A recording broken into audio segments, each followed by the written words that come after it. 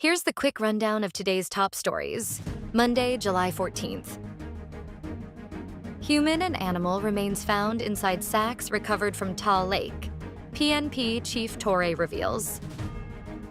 The suspicious sacks retrieved from the bottom of Taal Lake, where Philippine Coast Guard divers were searching for the remains of 34 missing cockfight enthusiasts, were confirmed to have contained a mix of human and animal remains. No less than Philippine National Police Chief, Police General Nicholas Torre III, revealed this on Monday, July 14th. As he said, the burned human remains found inside the 5 sacks retrieved underwater were already subjected to cross-matching with the DNA collected from the families and relatives of those missing. During Torre's press conference at Camp Crame, he said that there is a mixture of objects because there's a farm in the area. Taal has a farming community. Everything can be found there. Some animal remains have already been recovered, and there are also human remains. What we're looking at is a mixture. Part of our processing involves determining whether the remains are of animal or human origin. The Department of Migrant Workers completes repatriation of distressed crew of MV Magic Seas. 11 more crew members of MV Magic Seas, a Liberian-flagged cargo ship attacked by Houthi rebels in the Red Sea, were flown to the country by the Department of Migrant Workers on Saturday night, July 12th. This means that the DMW has completed the repatriation of all 17 Filipino crew members aboard the ill-fated vessel. The seafarers arrived at the Ninoy Aquino International Airport Terminal 3 in Pasay City via Singapore Airlines Flight SQ0918 around 11:10 p.m.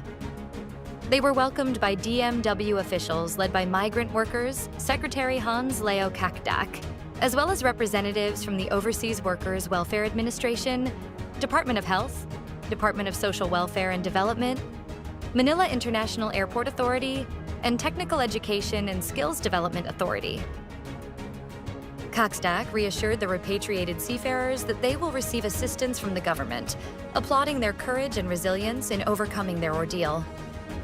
Aside from immediate financial assistance and reintegration services, all the seafarers will also be provided with medical checkups, physical and mental health assessments, and psychosocial counseling. Marcos pushes direct international access to Philippine tourist hubs. President Marcos has underscored the government's push to open regional tourism and business hubs to international flights, saying these would allow foreign travelers to skip Metro Manila and head straight to their chosen destinations. In his speech, the president said regional airports such as Caticlan are key to welcoming foreign travelers directly to Philippine destinations, bypassing Metro Manila and stimulating regional economies. We are slowly putting together the building blocks of our policy of opening up our tourist areas to international travelers without having to go through the Manila airport, he said. With this, President Marcos challenged the project developers to complete the terminal in 24 months or even sooner, citing the successful track record of Megawide in finishing more complex infrastructure. Pagasa warns of more rains as LPA may form midweek.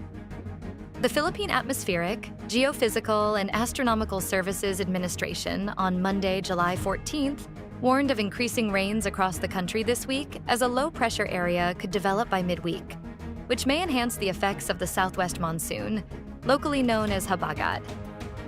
Pagasa weather specialist Daniel James Villamil said cloud clusters east of Visayas and Mindanao are being closely monitored as of Monday morning for possible development into a low-pressure area by Wednesday, July 16th or Thursday, July 17th.